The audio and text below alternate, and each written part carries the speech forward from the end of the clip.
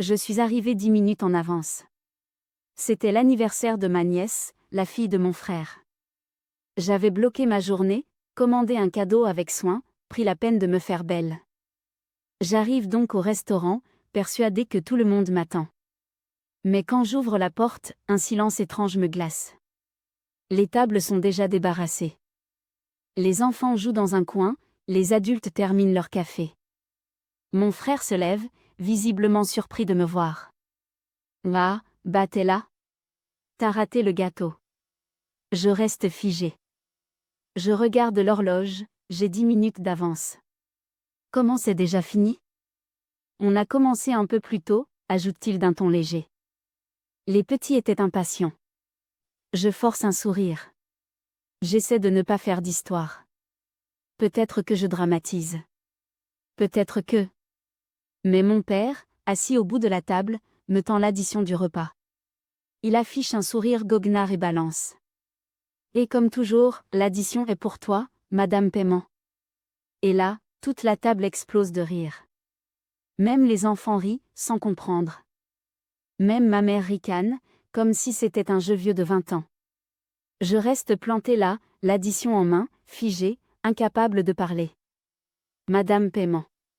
Ce surnom me suit depuis toujours. Parce que je paie. Parce que je donne. Parce que je suis la gentille qui veut que tout se passe bien, celle qui glisse sa carte bleue à la fin des repas en disant que ce n'est rien. Mais ce jour-là, ce n'était pas une blague. C'était un rappel. Un rappel que peu importe ce que je fais, je serai toujours celle qu'on utilise. Celle qu'on invite par politesse, mais qu'on écarte dès qu'elle gêne. Je regarde autour de moi. Pas un regard gêné. Pas un mot pour me défendre. Juste des sourires moqueurs, comme si j'étais le clown de la famille. Alors j'ai fait ce que je n'avais jamais fait. Je n'ai pas pris l'addition. Je l'ai reposée sur la table. Calmement. J'ai attrapé mon téléphone, je suis sortie du restaurant, et j'ai appelé Thomas, mon compagnon. Il a décroché à la première sonnerie. Il a entendu ma voix. Il n'a rien dit. Puis il a simplement soufflé. Donne-moi 2 minutes. Je n'ai pas pleuré. Pas encore. Je me suis juste appuyée contre le mur du restaurant, dos à cette famille qui n'a jamais compris qui j'étais vraiment. Et à ce moment-là, je me suis promis une chose. S'ils veulent rire de Madame Paiement, alors ils vont devoir voir ce que ça fait de vivre dans un monde que je finance. Et ils ne riront plus. J'y suis restée devant le restaurant, mon téléphone encore chaud dans ma main, le cœur en vrac, mais le visage figé. Thomas m'avait dit, ne bouge pas. J'arrive. Et je savais ce que ça voulait dire. Je suis rentrée à l'intérieur, comme si de rien n'était. La table riait encore un peu, même si les rires étaient moins francs qu'au début. Peut-être parce que j'avais laissé l'addition sur la table. Peut-être parce qu'ils savaient, au fond, qu'ils étaient allés trop loin. Je me suis assise au bout de la table, sans un mot. Les conversations ont repris, un peu forcées. Ma belle-sœur m'a tendu une assiette froide. Tiens, il y a encore un peu de salade. Je l'ai remerciée sans la regarder. Mon frère m'a lancé un sourire coincé, genre allez, fais pas la tête. Mais je ne lui ai pas répondu. Je ne jouais plus leur jeu. Pas cette fois. Puis, quelque chose d'étrange s'est produit. Le serveur s'est approché de moi, visage soudain très professionnel. Il m'a demandé, tout bas. Madame Renaud, puis-je vous proposer un dessert maison? C'est notre chef qui l'a préparé spécialement pour vous. Tous les regards autour de la table se sont tournés vers moi. Ma mère a levé un sourcil. Mon père a lâché sa fourchette. Moi? J'ai juste répondu calmement. Avec plaisir. Quelques secondes plus tard, 2 autres employés arrivent. L'un retire mon assiette vide. L'autre place devant moi un petit dessert élégant, accompagné d'un verre de vin doux. Compliment du chef, madame. Silence total. Puis le gérant du restaurant, celui que personne n'avait encore vu depuis le début de la fête, s'approche.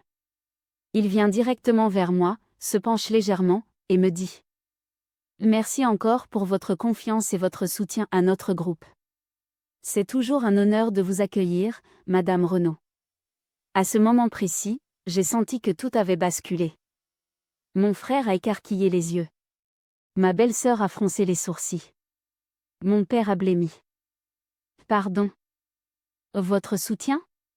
A-t-il demandé. Mais je ne leur ai pas répondu. Je me suis contentée de goûter le dessert, tranquille. Le silence s'est installé comme une nappe sur la table. Ma nièce, la petite, m'a chuchoté. Tati, pourquoi le monsieur il t'a dit merci? T'es qui, en fait? Et là, pour la première fois de la journée, j'ai souri sincèrement. Je me suis penchée vers elle et j'ai répondu. Une femme que les grandes personnes ont trop souvent sous-estimée.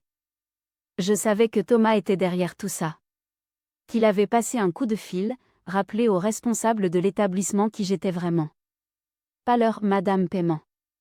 Non. La vraie Élise Renaud. Et je sentais que ma famille, assise là, venait de réaliser qu'ils avaient joué avec une image, sans jamais chercher à voir la personne réelle derrière. Et ce n'était que le début. Le regard de mon frère passait de moi au gérant, puis au dessert, comme s'il essayait de résoudre une équation impossible. Il a ouvert la bouche pour dire quelque chose, mais aucun son n'en est sorti. Et je dois admettre, c'était jouissif. Ma belle-sœur, elle, n'a pas mis longtemps à dégainer son téléphone. Je l'ai vu discrètement taper mon nom dans Google, le pouce nerveux, les sourcils froncés. Et puis, je l'ai vu se figer. Ses yeux se sont agrandis. Elle a cligné plusieurs fois. Puis elle a fait passer discrètement l'écran à mon frère sous la table. Il a lu. Lentement. Puis il m'a regardé comme s'il venait de découvrir une inconnue. Comme si moi, Élise, la gentille, la transparente, la Madame Paiement, n'était pas juste celle qui finançait les repas, mais celle qui possédait littéralement des parts dans le groupe de restauration où on était attablé. Et là, le ton a changé. Attends, c'est toi, Renaud Investissement? J'ai levé les yeux vers lui, toujours aussi calme. Depuis 8 ans. T'as signé chez moi sans le savoir. Silence. Mon père a pris une grande inspiration, comme s'il cherchait une bouée pour ne pas sombrer. Tu nous as jamais rien dit, pourquoi? Pourquoi? Parce qu'ils n'ont jamais demandé. Parce qu'ils n'ont jamais écouté. Parce qu'à chaque fois que je disais que j'étais dans les investissements, il éclatait de rire. Parce que j'étais trop gentille, trop discrète, trop sage. Et que pour eux, ça ne rime pas avec succès. Mais je ne l'ai pas dit. À la place, j'ai pris une gorgée de vin et répondu. Vous étiez plus intéressé par mon porte-monnaie que par mon parcours. Alors j'ai laissé faire. C'est à ce moment-là que ma mère, qui jusque-là n'avait rien dit, a tenté un vieux réflexe maternel. Mais enfin, Élise, pourquoi tu réagis comme ça? Tu sais bien que ton père plaisantait. Je l'ai regardé. Vraiment regardé. Et j'ai dit, sans élever la voix. Ce n'était pas une blague. Pas la première fois. Ni la deuxième. Ni la 10e. Ce n'était pas une blague, maman. C'était un réflexe. Et aujourd'hui, je ne joue plus ce rôle. Ils étaient coincés. Piégés dans leur propre théâtre. Et le plus ironique? C'est que j'étais encore celle qui les avait réunis là. Ce repas, cette salle, cette organisation, tout ça, c'était ma boîte qui l'avait sponsorisé. Ils riaient à mes frais, littéralement. Mais désormais, la scène m'appartenait. Et j'étais prête à leur retirer le rideau. Après quelques minutes d'un silence embarrassant, mon frère a tenté de faire ce qu'il a toujours su faire, détourner la gêne par une blague. Bon, en tout cas, la prochaine fois qu'on choisit un resto, on t'appellera un. Il a ri, seul. Le genre de rire nerveux qu'on pousse quand on sent que tout glisse entre les doigts. Ma belle-sœur l'a suivi, presque mécaniquement. Oui, c'est vrai qu'on ne savait pas, mais tu nous aurais dit que tu étais importante comme ça, on t'aurait félicité. Importante comme ça. Cette phrase a résonné bizarrement.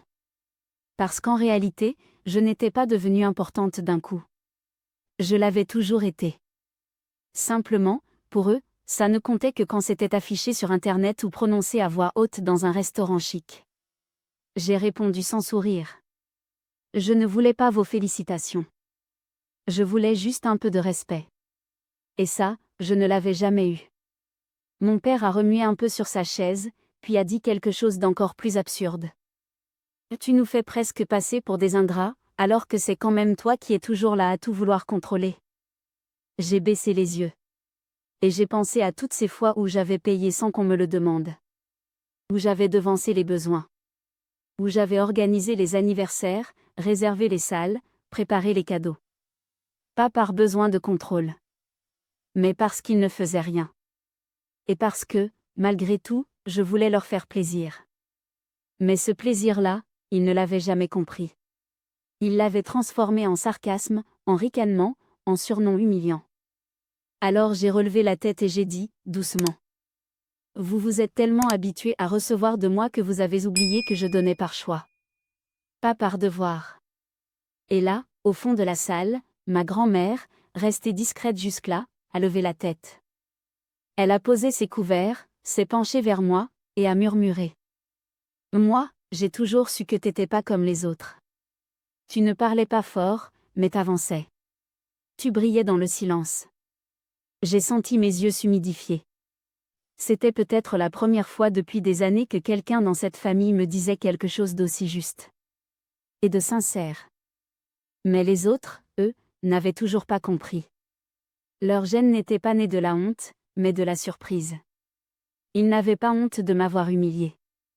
Ils étaient juste troublés d'apprendre que la femme qu'ils prenaient pour leur guichet automatique de luxe dirigeait en réalité une partie du monde dans lequel ils vivaient. Et je n'avais pas besoin d'élever la voix. Parce que parfois, le silence est la meilleure vengeance. Mais une chose était sûre, je ne paierai plus jamais pour leur confort. Ni en argent, ni en patience. Ce soir-là, en rentrant chez moi, j'ai ouvert une boîte que je n'avais pas touchée depuis des années. À l'intérieur, des photos de famille, des cartes d'anniversaire oubliées, et surtout, des souvenirs que j'avais tenté d'enfouir. J'avais besoin de me rappeler. Pas pour me torturer, non. Mais pour comprendre comment j'en étais arrivé là. Comment j'avais accepté autant de mépris, d'effacement, pendant si longtemps. Je suis tombée sur une vieille photo. J'avais 23 ans. C'était l'anniversaire de mon père. J'avais organisé toute la soirée moi-même, loué la salle, commandé le traiteur, décoré à la main. Je bossais à mi-temps à l'époque, et j'avais mis presque tout mon salaire du mois dans cette fête. Il avait passé la soirée à me dire que c'était sympa, mais que la viande était un peu sèche. Il ne m'avait même pas remercié. Sur une autre photo, je tenais mon neveu dans les bras. Noël 2015. Cette année-là, j'avais offert des cadeaux à toute la famille. Rien d'ostentatoire, juste, réfléchi. Personnel. Et pourtant, mon frère avait plaisanté devant tout le monde. Elle nous arrose de cadeaux pour se sentir utile. Rire. Toujours ces foutus rires. Et moi, je souriais. Toujours. Je repensais à toutes ces fois où j'avais été volontaire pour aider parce que personne d'autre ne levait le petit doigt. Où j'avais payé les vacances familiales à la mère parce que c'est plus simple avec une seule carte. Où j'avais réparé la voiture de mon père en secret, pour éviter qu'il prenne des risques. Où j'avais répondu « ce n'est pas grave » quand on avait oublié de m'inviter à un dîner, parce qu'il pensait que je devais être trop occupée avec mes trucs de boulot. Mais ce n'était pas mes trucs de boulot. C'était ma vie. Ma réussite.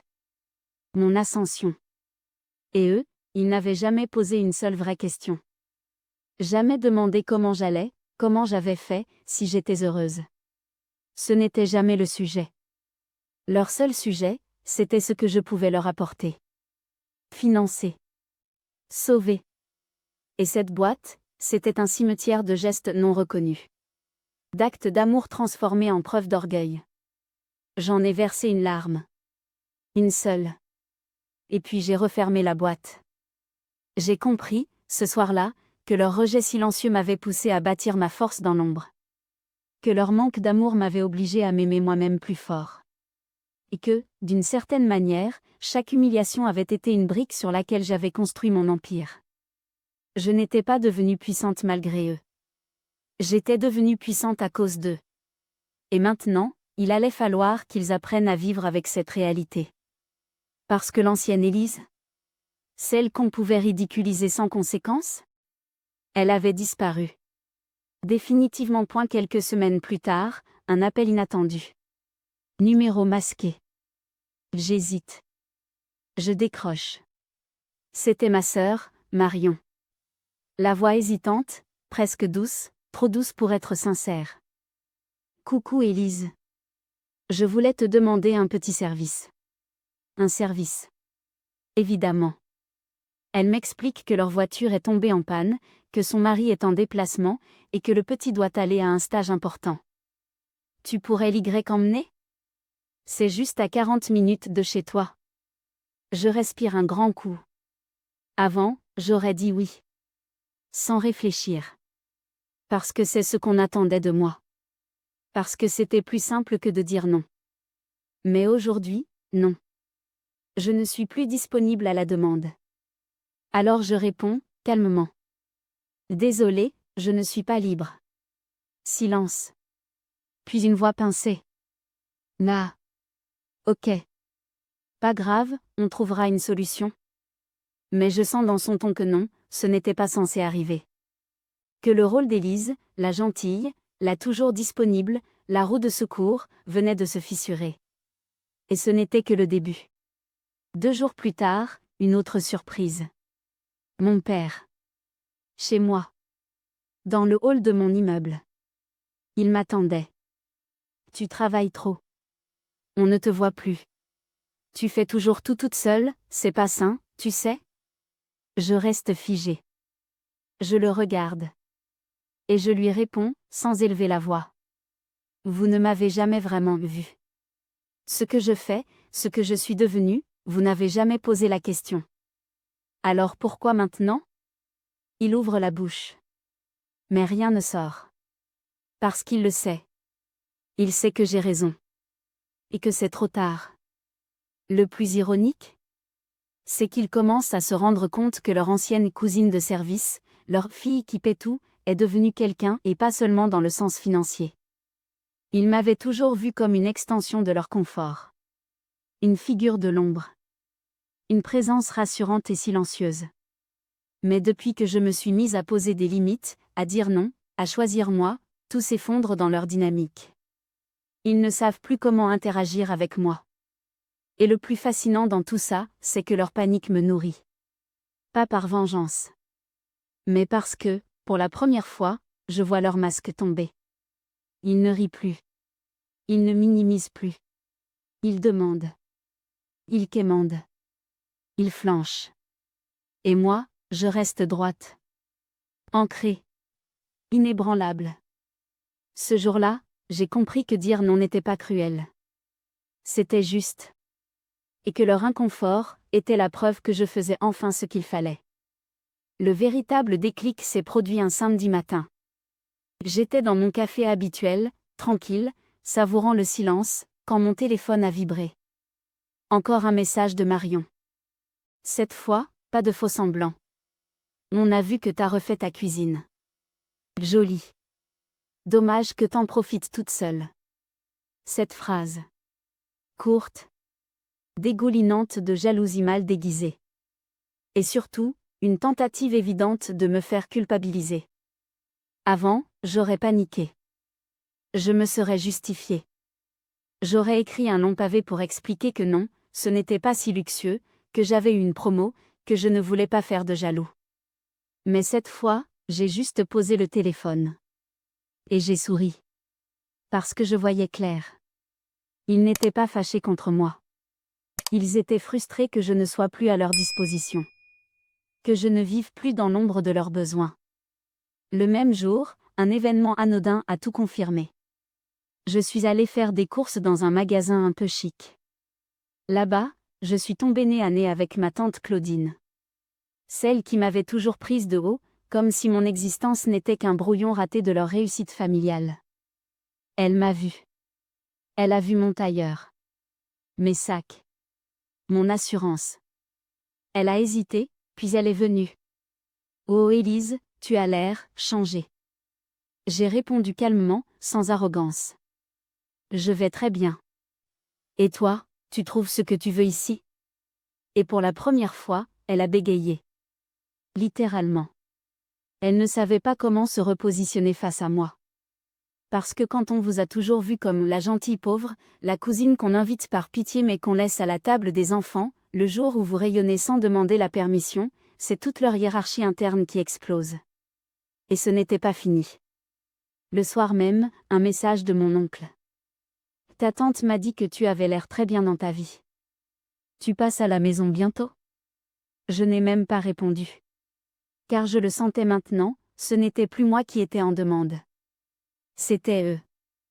Leur rejet, leur condescendance, leur mépris déguisé, tout cela se retournait contre eux comme un miroir qu'on n'attendait pas. Et ils détestaient ce reflet. Moi, je me redécouvrais. Eux, ils se noyaient dans leur propre jeu. Et pour la première fois de ma vie, je n'avais aucune envie de les sauver. Je ne m'attendais pas à ce que le prochain retournement vienne, d'un mariage. Celui de ma cousine Julie. Vous vous souvenez?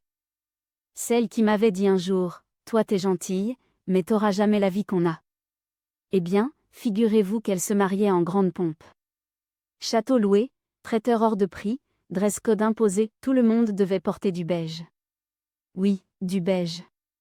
Et devinez quoi? J'étais invitée. Non pas par gentillesse, mais parce que Julie voulait montrer qu'elle était grande, généreuse. Elle m'avait dit mot pour mot.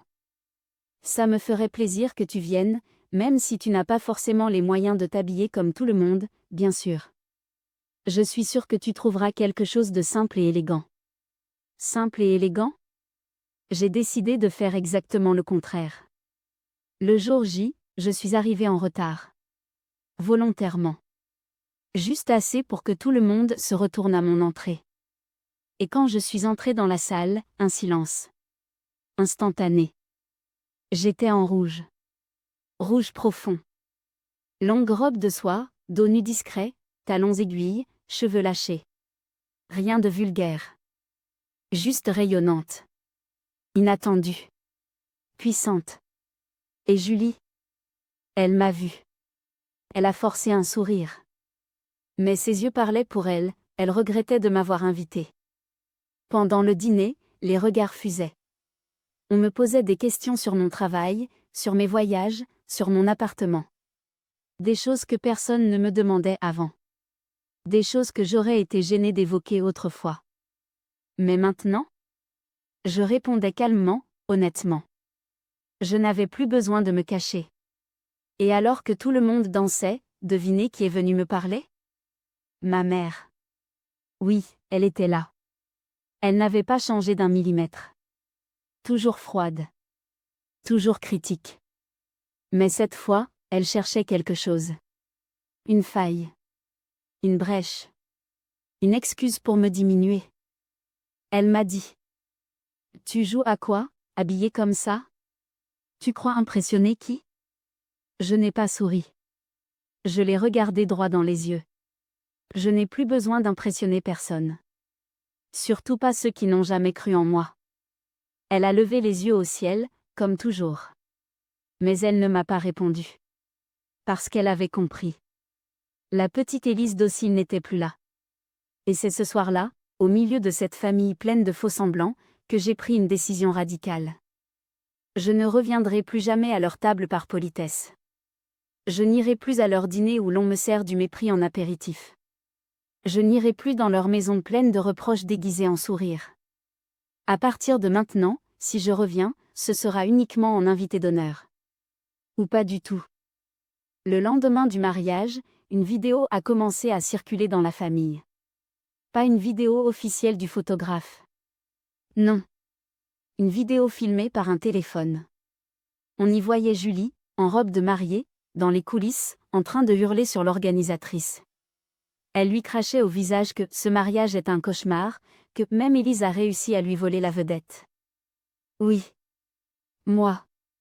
La vidéo s'est propagée comme une traînée de poudre dans le groupe WhatsApp familial.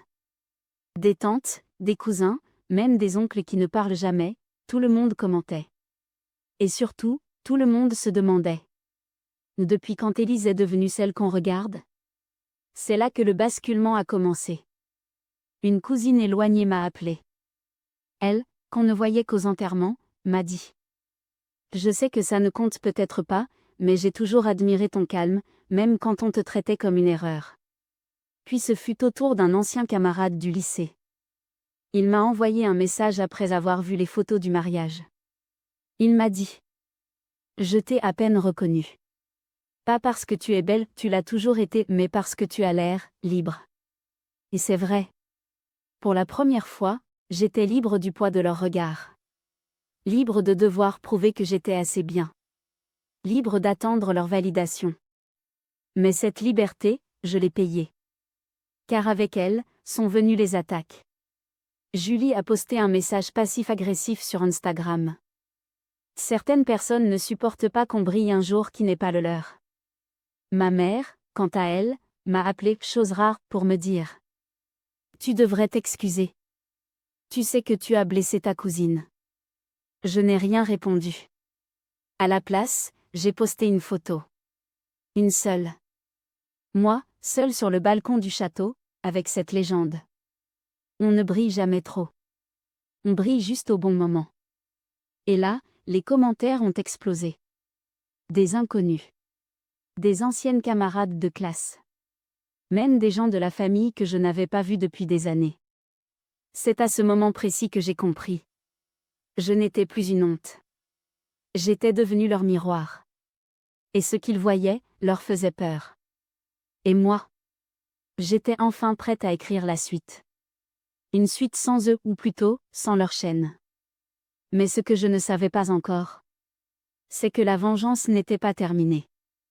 Elle venait tout juste de commencer. Tout semblait s'être calmé, en surface. Julie ne parlait plus de moi. Ma mère non plus. Mais je savais reconnaître ce silence. Ce n'était pas la paix.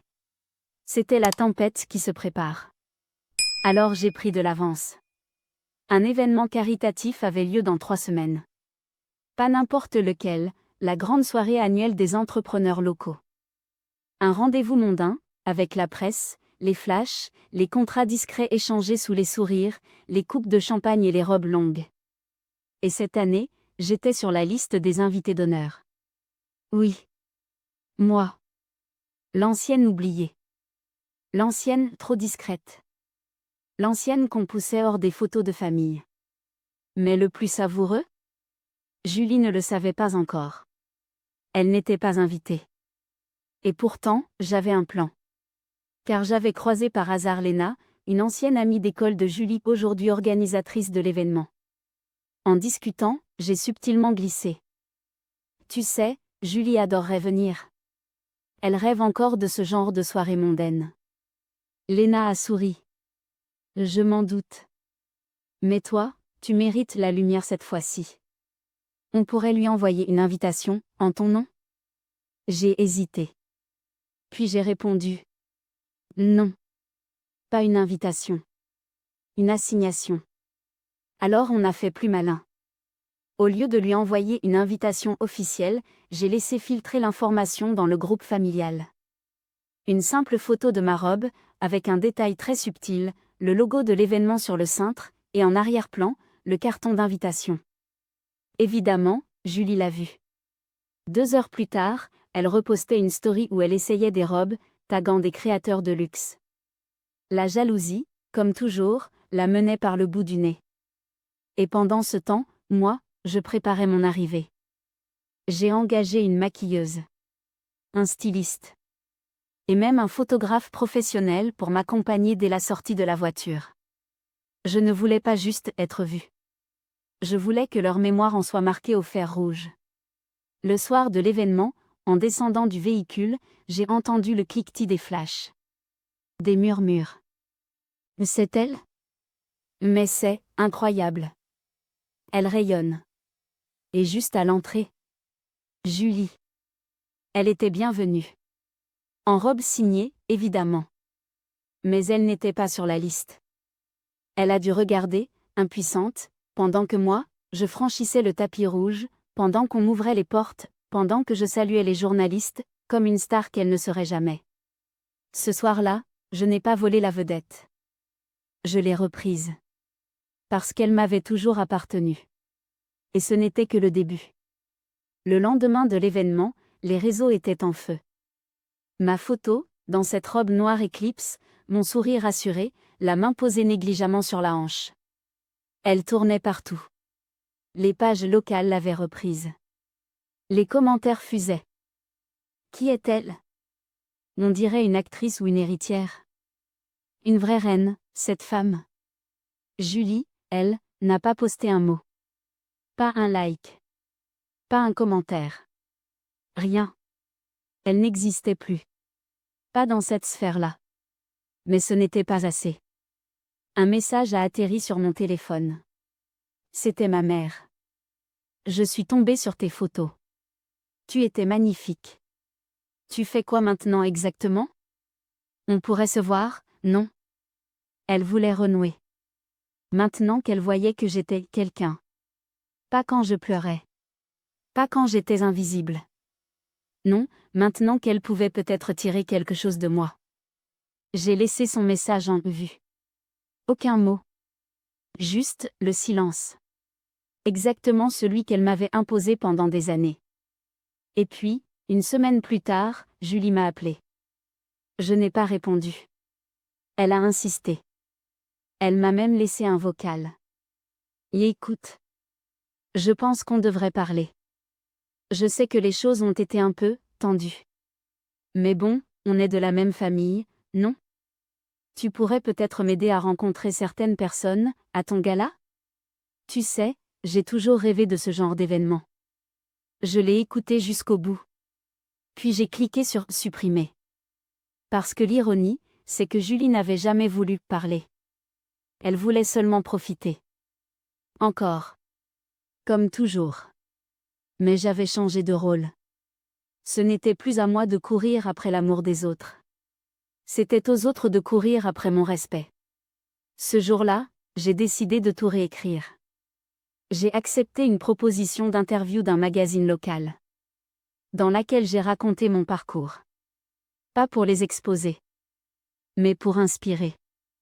Pour dire à toutes celles qui ont été traitées comme des ombres dans leur propre maison. Vous n'avez pas à rester dans le silence pour mériter une place. Parfois, il faut s'imposer.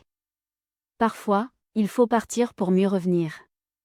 Et pendant que mon visage s'affichait en couverture avec ce titre La revanche tranquille d'une oubliée, ma famille, elle, comprenait une chose. Ce n'était plus leur histoire. C'était la mienne. Et je comptais bien écrire la suite avec un stylo doré, et personne pour m'en arracher la main. L'interview avait fait son effet. Mon histoire avait touché, bouleversé, et surtout réveillé beaucoup de conscience. Des messages ont afflué. Des femmes. Des hommes. Des inconnus. Tous racontaient leurs blessures. Tous disaient la même chose. Merci. Grâce à toi, j'ai compris que je n'étais pas seule. Je recevais des invitations à des conférences, des tables rondes, même des partenariats. Mais le moment décisif est arrivé un soir d'automne.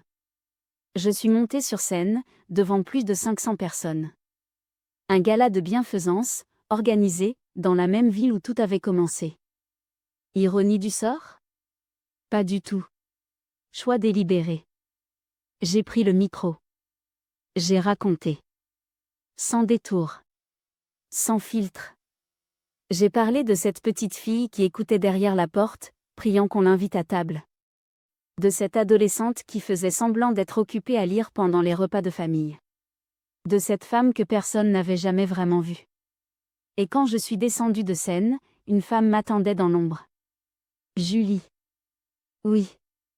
Elle. Dans une robe trop chère, maquillée à outrance, mais les yeux rouges. Elle m'a regardée.